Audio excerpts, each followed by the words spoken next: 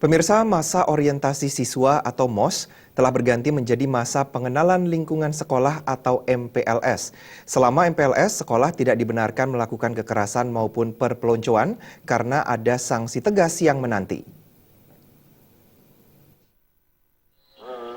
Kepala Dinas Pendidikan Kabupaten Buleleng Gede Suyaso menegaskan kegiatan pengenalan sekolah tidak dibenarkan lagi diikuti dengan kegiatan berbau kekerasan maupun perpeloncoan. Selama MPLS, sekolah tidak dibenarkan melakukan kekerasan maupun perpeloncoan karena ada sanksi tegas menanti.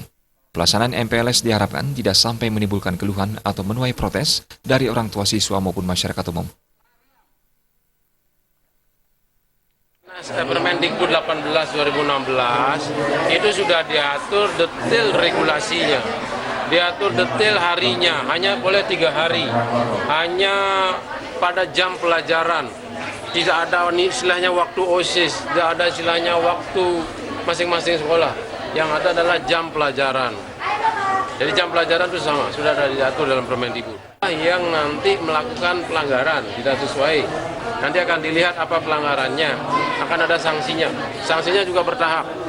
Kalau guru melakukannya diberikan teguran oleh kepala sekolah, kalau sekolahnya diberikan teguran oleh kepala dinas, kalau sistemik menteri yang akan memberikan teguran termasuk memberikan sanksi.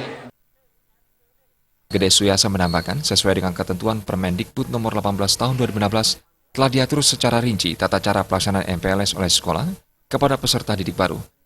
Permendikbud ini sekaligus menghapuskan tradisi perpeloncoan oleh kakak kelas kepada siswa baru.